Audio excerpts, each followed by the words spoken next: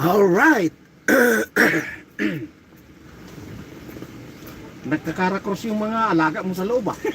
Kaya nakulong ka na eh. All right.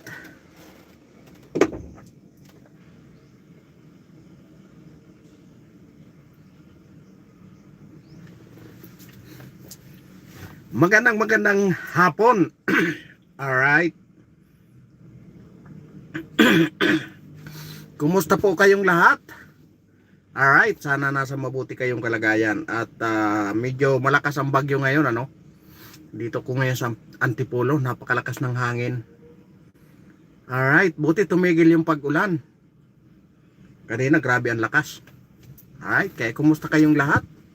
Saan man solo kayo ng Pilipinas, ayan, mega love shout out po sa inyong lahat. At siyempre sa lahat ng mga OFW, sa lahat ng nararating ng live na ito, ayan, mega love shout out po. Ayan, kumusta po kayong lahat? Sana nasa mabuti kayong kalagayan, ano? Alright.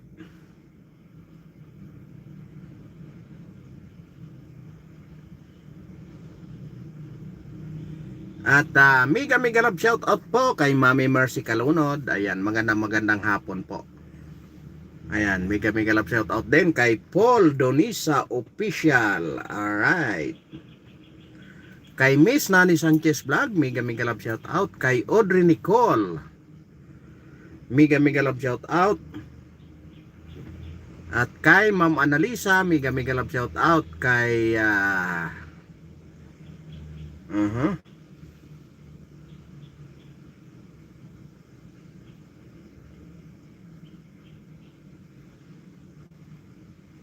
kay G Chang Wok, ayan, mega love shout out. At siyempre kay Kagawad Antonihan. Walang G Chang Wok kung walang Kagawad Antonihan. Ayan, magandang hapon po sa inyong lahat. At sa lahat ng mga solid na ating subscriber, mega love shout out po sa inyong lahat. Alright, sa mga binabayo ngayon ng bagyo, mag-ingat po kayo. Lalong-lalo na sa Kabikulan. Pinarusahan tayo nang dahil sa mga magnanakaw sa gobyerno. Pinaparusahan po tayo. Dahil sa sa mga kawatan sa gobyerno, sa mga magnanakaw sa gobyerno, ayan. Nadamay na tayo. Pinarusahan na tayo. Alright?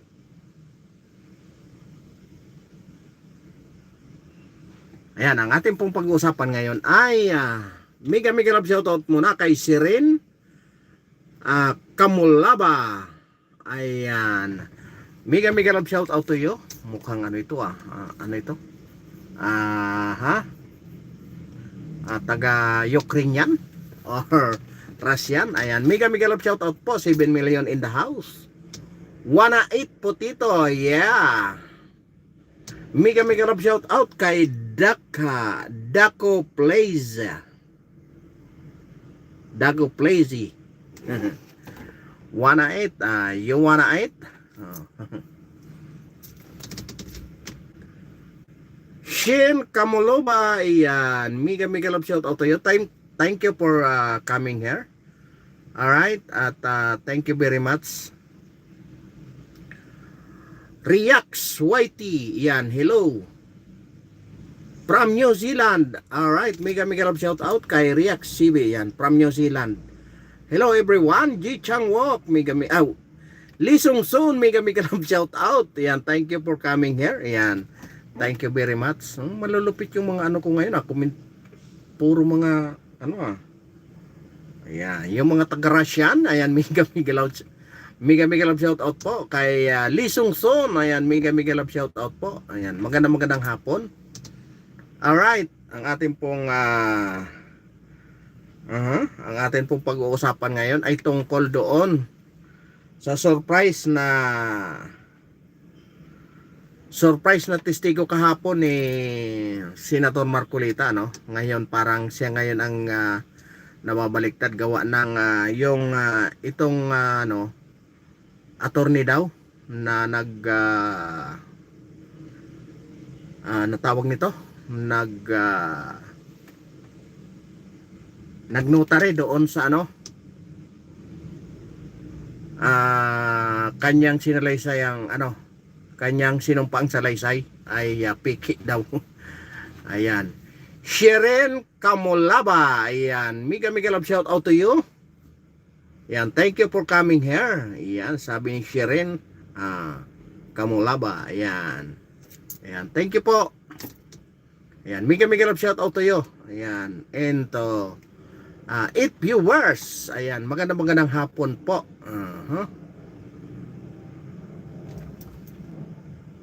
John Klein Vergara, hello.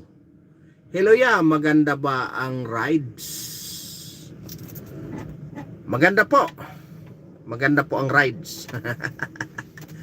Rides. Gusto nyo mag-rides tayo, ano? Mag-rides tayo. Kaso lang puro Inmax. Ayan. Member ako ng ano, Riders Group. Puro lang Inmax kami. Nung nakaraang linggo, galing kami ng ano, no, galing kami ng Nueva Ecija, galing kami ng Tarlac. Nagkaroon kami doon ng doon kami nagkaroon ng ano, kasi yung galing ng Baguio, Pangasinan, doon nag-meet up lahat sa ano, Pampanga.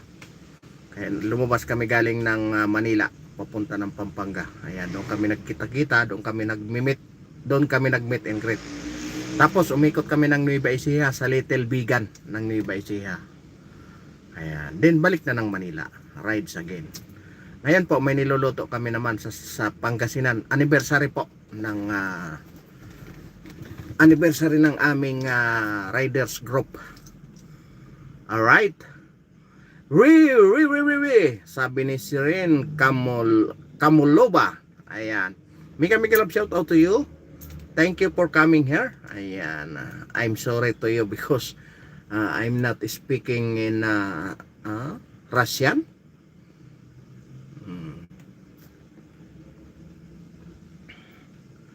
Alright, magandang hapon po saan man kayo naroroon. Ingat po kayo sa ano, bago tayo magsimula, no? Ingat po kayo. Malakas ano ngayon, ano? Lalo na sa bandang Polillo Island, Catanduanes, Bicol Region. Ayan, Region 5, Masbate. Ayan, yung mga binabayan ng bagyo, ingat po kayong lahat at gabayan kayo ng Poong May Kapal. Alright? Magandang hapon po. At yun nga po, ang atin pong pag-uusapan ngayon ay yung surprise na testigo. Loaded na loaded po. Yung loaded po. Yung mga binitawang pahayag kahapon ni Sergeant Gutisa, no? Kung saan hindi siya humingi ng Senate protection, ano? Kasi kayang-kaya niya daw ang kanyang sarili gawa ng CIX Marine. Alright. Yun nga po, hindi pa tapos ang kanyang ano, no? Hindi pa tapos yung ano doon sa Senado ay may nagpadala kaagad ng info kay Senator Erwin Tulfo, ano, na kung saan parang binabasag kaagad yung kanyang testimonya kahapon na ang binitawan niya kasi ay galing siya ng Coca-Cola. Galing siya ng Coca-Cola, no? Kung saan doon siya security analyst sa Coca-Cola. Paano? Sige ang Coke kasi. Tapos may nagpadala kaagad ng ano, binabasag kaagad yung kanyang testimonya, ano, na may nagpadala kaagad ng info kay Senador Tulfo na taga Malacanang daw, galing daw ng Malacanang, kung saan marami palang pinanggalingan itong si Sergeant Gutisa, kung saan nasagot naman na maayos ni Sergeant Gutisa na totoo lahat yon. Pero nung nasa active service pa siya, ayan, marami pala siyang pinagsilbihan. Sinabi niya doon kay Ropi Biason, kay Vice President Binay, kay sino pa ba? Paeldon. Apat yata yun, I think 5 yung pinanggalingan niya bago siya nag-retire sa pagka Marines. Then nung pag-retire niya, nag-early retirement daw siya, ay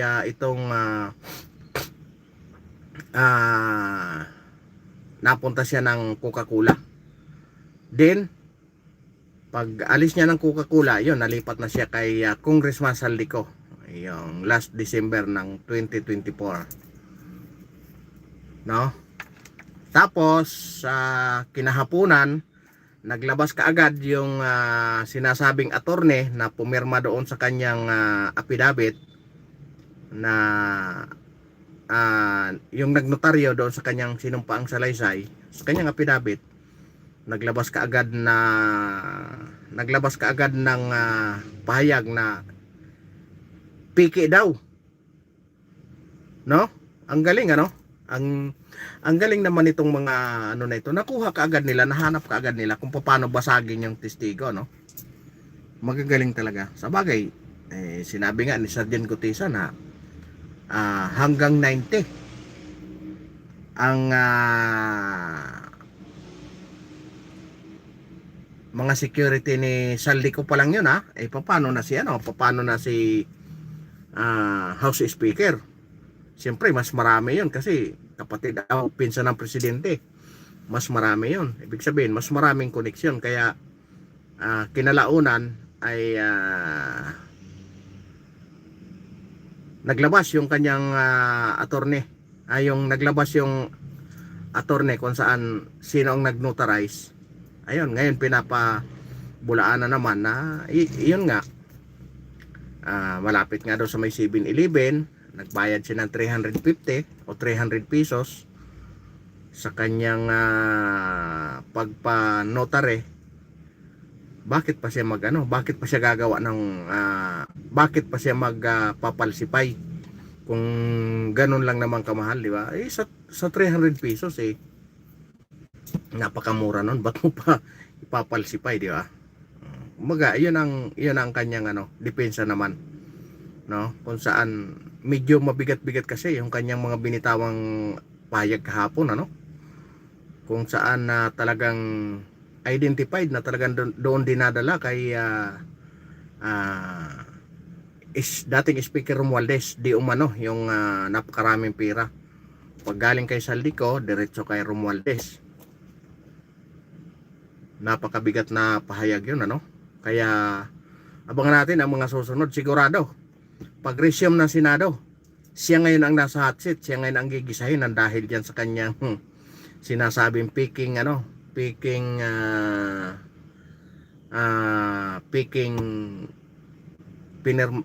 pinirman sa laysay, no? Alam nyo kung totoosin, sino ba ang magpaglalabas yan? Bakit pinipick up pa? Di ba? Ang pinag-uusapan ngayon, ang napakainit ngayon, yung mga magnanakaw sa gobyerno, yung mga magnanakaw na taong gobyerno. Bakit ngayon parang nababaliktad? Ang lumalabas yung naglalabas ng katotohanan, no? Parang iyon ang nadidiin, no? Na tama din naman na sa umpisa pa lang dapat na ilabas talaga ang katotohanan, lalong-lalo na yung magtitistigo. Kasi nga kung pabigla-bigla tayo at napunta tayo doon sa pagdating na doon sa husgado, mapapawalang bisa. Kasi nga katulad niyan, yung binibintang kaagad na hindi ni notary, piniki yung notaryo, di ba? Mas maganda na simulat pa lang naplansa na lahat para may mapanagot. Alam niyo, may napanood akong isang interview, yung dating whistleblower na si Jun Losada, kung saan siya na ang nagsiwalat, siya pa ang nakulong. Kasi binaliktad siya Kumbaga, hindi siya nakulong doon sa kanyang paglahad ng korupsyon sa pamahalaan. Nakulong siya dahil hinanapan siya ng butas kung saan ang ginawa niya, nagbigay siya ng pabor doon sa kanyang kapatid doon sa mga project sa gobyerno. Doon siya nahatulan. Kaya nagdusa sila ng higit 3 taon sa bilibid. Sabi nga kanina, aywan ko kung makulong ang mga ito, kung dadalhin nila sa bilibid na katulad ko, katulad daw ni Jun Losada. Sinasabi niya nga, may binitawan siyang kumbaga makahulugang salita ba, na kung iisipin mo na nung siya nga daw ay nung siya ang nagtago sa kabundukan, mayroon daw siyang nakita na may nakita daw siya na isang puno ng bayabas na napakaraming bunga. Ngayon, yung ita, sinabihan niya yung ita na bakit hindi nyo anihin yan at ipagbili nyo sa bayan para magiging pera, dagdag sa inyong pangkabuhayan. Alam mo ang sagot daw nung ita sa kanya, bayaan nyo yan dyan para mapakinabangan ng mga ibon, mapakain mo yun. Hindi magutom yung mga ibon ba, para kainin yung mga bunga ng bayabas na nahinog, kainin ng ibon. Kaya doon daw siya naantig na itong, buti pa itong mga kumbaga tinimbang niya nga raw kung ang buhay niya at saka yung buhay ng ita napakalayo, kasi nga yung ita talagang isang kahig isang tuka, samantalang siya hindi naman siya ganun kayaman, pero nag-isip siya kung paano padamihin yung kanyang pera. Pero yung ita daw hindi ganun ang pag-iisip, iba yung niya, kasi nga ang inisip ng ita ay makatulong. Kasi sinabi nga daw na hayaan mo na yan para sa ibon yan, no? Pag gustong kumuha ng tao, may makakain yung tao. Isipin mo yun, kaya doon daw siya na antig na iyon. Doon niya naisip na bakit itong mayaman gusto pang magnakaw ng magnakaw para madagdagan ang yaman. Natotoo naman talaga, kasi nga pag nawala tayo dito sa ibabaw ng lupa, ang tangi mo lang madadala ay damit lang. Hindi mo naman kahit ilagay sa yung kapin sa ating kabaong yung napakaraming pera, hindi mo naman magastos yan doon mabubulok lang yan, di ba? Kaya nga ang tanging doon, bakit sa sobrang dami na ng pera nila, gusto pa nilang magpadami ng magpadami, di ba? Isipin natin yung mga pangkaraniwang pangkaraniwang manggagawa, pangkaraniwang factory worker, kakayod ng kakayod dyan sa loob ng 1 linggo. Isipin mo yun, dugot pawis sa hirap ng trabaho, tapos pagdating ng linggo walang pasok, pahinga. Doon lang yan bibili ng Red Horse, masayang masaya na siya, bibili ng alak, masayang masaya na siya, kasi ang inisip niya magre-relax siya ngayong araw na ito, kasi pagdating ng kinabukasan Lunes, kayod marino na naman.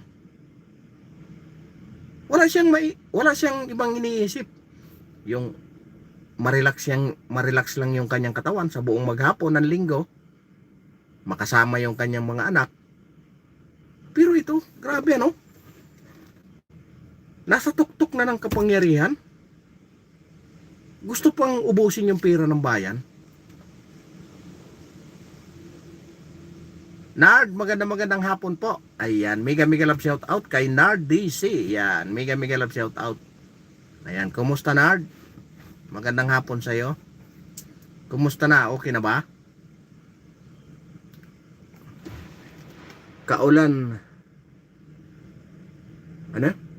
Kaulan po, Kuya Dondon. Yaho, ayan. Ayan, mega mega love shout out, Nard. Di ba, makikita mo ang pagkakaiba? Parang hindi pa sila nakontento sa kayamanan nila. Ganon pa rin. Ayan. Ingat, ingat, Nard. Pagaling ka ng gusto. Right? Para makaano na tayo. Mag-rides tayo. Di ba? Walang ibang inisip. Minsan ginugulangan pa ng kumpanya. Hindi pa hihulog yung SS. Hindi bayaran yung kanyang PhilHealth. Pero hindi niya iniisip yun. Naiisip lang nilang lumaban pag nangailangan na sila. Yung gipit na sila sa buhay. At ganun ba? Yung kay ano mo, yung kay ate mo, pwede nang hiramin yun. Mag-ride sayo kay pagaling ka. Yung Inmax, pwede yun. Isali kita doon sa ano. Di ba? Yung pangkaraniwan na manggagawa, ang saya-saya niya na pagdating ng linggo, nakatanggap siya ng buo na sinahod. Kahit may bawas sa agency, may bawas sa SS. Masaya na siya. Bibili ng alak sa maghapon, bibili ng alak, mag-inom-inom para lang ma-relax yung kanyang katawan pagdating ng Lunes. Kayod marino na naman siya. Ganun, parang reverse, balik-balik lang yung kanyang buhay sa ganun. Pero itong mayayaman, grabe ano? Lalo ng mga itong politiko, pinagtiwalaan pa ng tao.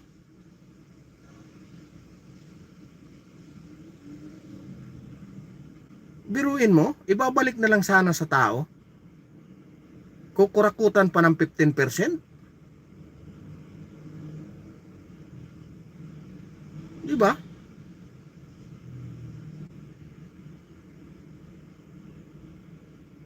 Minsan kasi sa atin may pagkakamali din tayo eh. Hindi naman lahat ng pagkakataon. Kasi nga, pag pinuntahan tayo ng politiko, bibigyan tayo, tatanggapin natin. Pikit matang tatanggapin. Pagdating ng butuhan, may utang na loob na tayo. Hindi na tayo makawala. Kasi nga tumanggap ka na eh. Di ba?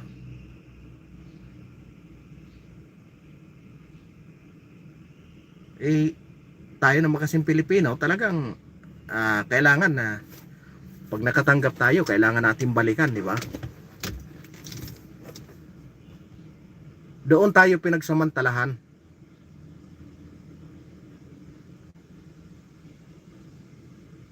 Di ba? Magandang hapon po kay Rabi. Yan, mega love shout out. Kumusta po kayo? Mukhang binibira ba ng bagyo sa inyo dyan? Ngayong mga oras na ito. Di ba? Pero may iba namang senador na pinipilit nilang pinipilipit.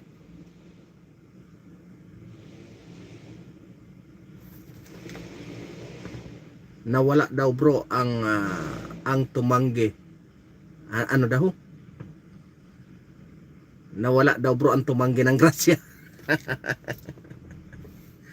Hindi naman masama na tumanggi kasi sa atin naman talaga yon eh. Pero pagdating ng titingnang mabuti. Pagdating ng araw na. Di ba? Kasi nga, ba't mo tatanggihan? Isa yun naman yun. Kaysa naman na gawin pa nila sa kalukuhan, di ba? Tanggapin mo na. Pero pag-isipang mabuti. Di ba? Sabi nga, pag binigyan ka, tanggapin mo. Pero, wag sabihin utang na loob yun kasi bigay yun eh. Di mo naman hiningi. Di ba?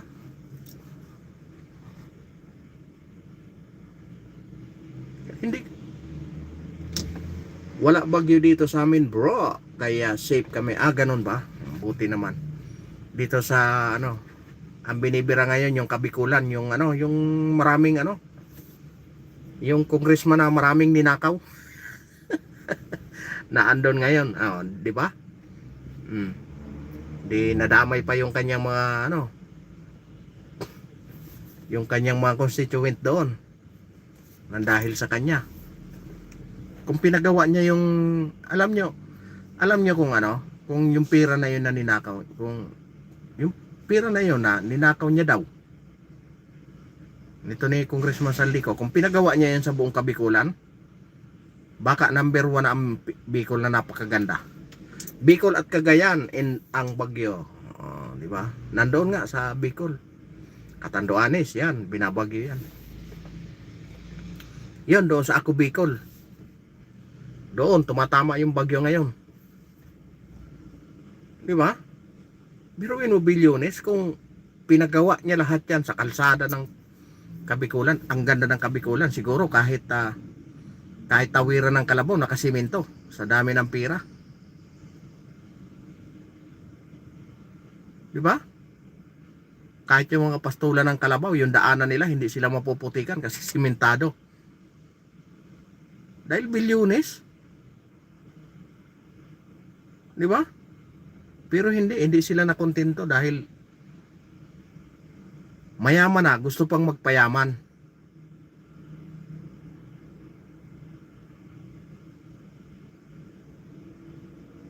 Paano kaya nila, paano na kaya nila gagamitin yan?